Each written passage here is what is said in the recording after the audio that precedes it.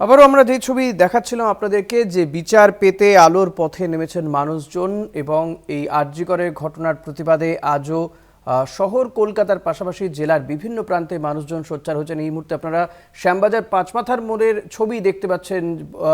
মোমবাতি জ্বালিয়ে, মোবাইলের ফ্ল্যাশ লাইট জ্বালিয়ে তারা প্রতিবাদ করছেন, স্লোগান তুলছেন, বিচার চাই, বিচার চাই, উই ওয়ান্ট জাস্টিস। জাতীয় পতাকা হাতে নিয়ে এক বিরল ছবি।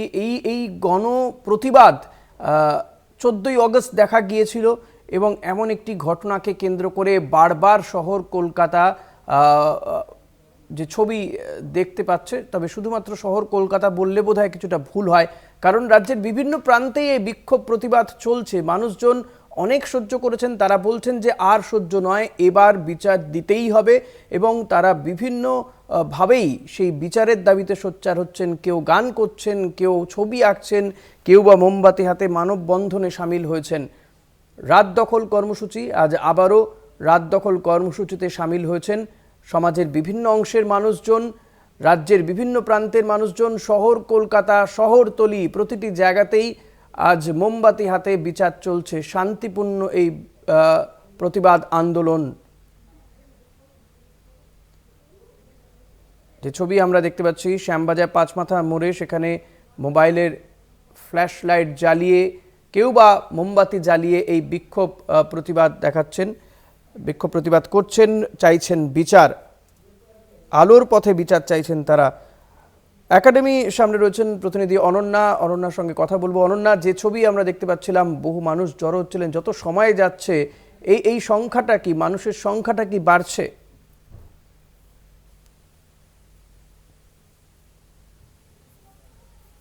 সংখ্যা তো বাড়ছেই, আর রাত যত বাড়ছে বিচারের দাবিও কিন্তু বাড়ছে। আমরা কিন্তু জানি যে সুপ্রিম কোর্টে আগামীকাল আরজি করের শুনানি হচ্ছে না, তারপরেও কিন্তু দমে যাওয়ার কোনো জায়গাই নেই। এই মুহূর্তে আমি তোমাকে একাডেমির সামনে ছবিটা তুলে ধরছি।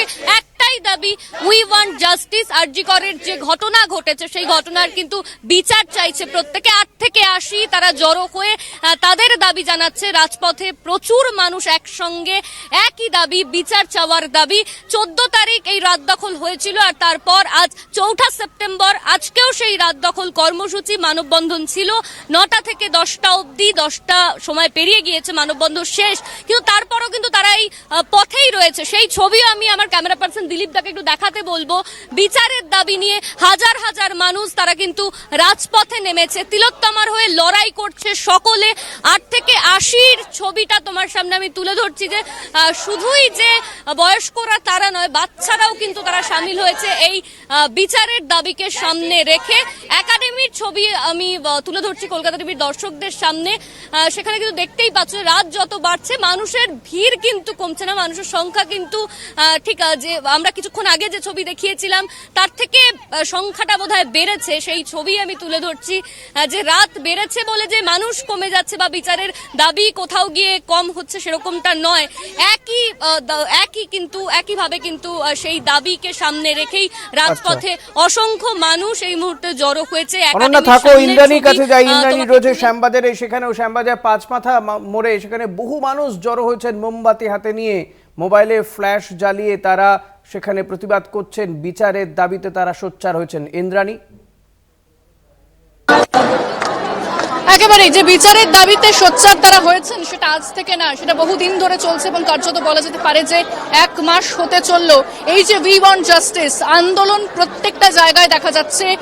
শহরের যদি অলি গলি রাজপথ, শুধু শহর নয়, শহরতলি থেকে শুরু করে জেলাতে যদি আমরা দেখি, এছাড়া দেশ জুড়ে কিন্তু সেই প্রতিবাদ উঠছে এবং জাস্টিস ফর আরজি কর এই ধ্বনি কিন্তু সর্বত্র দেখা যাচ্ছে। এখানে অনেকেই রয়েছেন মোমবাতি হাতে, তারা রয়েছেন।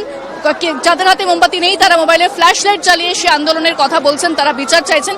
আমি তাদের সাথে কথা বলার চেষ্টা করব। এই যে এতদিন ধরে বিচার চাওয়া হচ্ছে, জাস্টিস ফর আরজি কর, সেই বিচার চাওয়া হচ্ছে, আজকে জাস্টিস কোন জায়গায় দাঁড়িয়ে রয়েছে?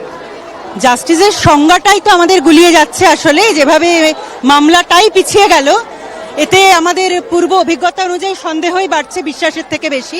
কিন্তু তাও আমরা বিশ্বাসটাকেই ধরে রাখার চেষ্টা করছি।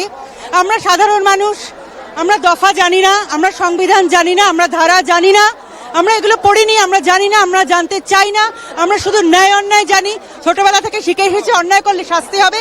আমরা সেই শাস্তিটার দিকে তাকিয়ে আছি, আমরা সেই বিচারটার দিকে, ন্যায়টার দিকে তাকিয়ে আছি যে অন্যায়টাকে শনাক্ত করা হোক, সেটার যথার্থ শাস্তি দেওয়া হোক। করে অন্যায়টা করা হচ্ছে, যেটা চলছে এখন সেটা কিন্তু চলবে না। মানুষ আরো দিন যত যাবে শক্ত হবে, আরো বেশি কঠোর হবে, আরো জোরালো হবে প্রতিবাদটা। মানে এটা করেই যে একটা কায়দা করে বেরিয়ে যাওয়া যাবে বা যেটা চলছে সেটা করে হবে না কিন্তু। মানে মানুষ এবার একদম সর্বস্তরে জেগে উঠেছে, কাউকে কিন্তু এবং সবাই যে বলছে যে শেষ দেখে ছাড়বে, এই যে শেষ দেখে ছাড়া, এটা কিন্তু সর্বত্র দেখা যাচ্ছে। প্ল্যাকার্ডেও প্রত্যেকে লিখে এনেছেন যে শেষ দেখে ছাড়বো, বিভিন্ন বার্তা লেখা আছে প্ল্যাকার্ডে আজকে, এবং স্বতঃস্ফূর্তভাবে মানুষ বেরিয়েছে। হ্যাঁ, কারণ কি যতদিন না ধরে কোনো রকম কোনো প্রপার কোনো জাস্টিস আমরা পাচ্ছি, এই আন্দোলনটা চলতে থাকবে। যদি এখন ইভেন এই ওয়েস্ট বেঙ্গলে দুর্গাপুজো হয়, যদি মেয়েদেরকেই সেই জায়গাটা যদি না দেওয়া হয়, তো আমার মনে হয় এই জায়গাতেও আমরা কোনো জায়গায় ভাবেই সেফ নই। যদি এই জায়গাতেও সেফ না থাকি আমরা, যদি ঠিকভাবে আমাদের যেখানে এখানে যারা সরকার রয়েছে, ইভেন যারা শুধু পলিটিক্যালি গেমস খেলছে, শুধু আদতে যে জাস্টিসটা সেটা যদি না দেয়, তাহলে আমরা এখানে কিছু, মানে আমার আর জাস্ট কিছু বলার নেই যে আর এর ফার্দার আর আমরা কি পেতে পারি এখান থেকে। এবং এই যে আন্দোলন শুরু হয়েছিল, প্রতিবাদ শুরু হয়েছিল, কোথাও না কোথাও একটা রাজনৈতিক রং কিন্তু লেগেছে, সে বিষয়ে কি? ভীষণভাবেই লেগেছে। এই সরকার যতদিন না যাবে, রাজনৈতিক দল কোনোদিনই যাবে না। কেননা এদের এত সবাই একটা আলাদাভাবে মানে সমাজটাকেই পুরো নষ্ট করে দিচ্ছে। যেদিকে যাচ্ছে সেদিকেই দুর্নীতি, যেদিকে যাচ্ছে সেদিকেই দুর্নীতি। তো সাধারণভাবে অন্য পার্টির লোকেরা আপনা থেকে তো ওরা স্থানটা পেয়ে যাচ্ছে, সাধারণ ব্যাপার এটা এসে যাচ্ছে। যা যেদিকে যাচ্ছে সেদিকে দুর্নীতি, যে জায়গায় যাচ্ছে এত যদি চটিচটা লোক থাকে কিচ্ছু করতে পারবে না। একেবারে এই যে আন্দোলন চলছে সেটা কিন্তু দেখা যাচ্ছে, এই যে শ্যামবাজার পাঁচমাথা মোড়, সেখানে বিভিন্ন জায়গায় ইন্দ্রাণী, অনন্যা, থাকো তোমরা আমাদের সঙ্গে। আমরা এই বিভিন্ন জায়গার ছবি তুলে ধরবো একটা ছোট্ট বিরতির পর।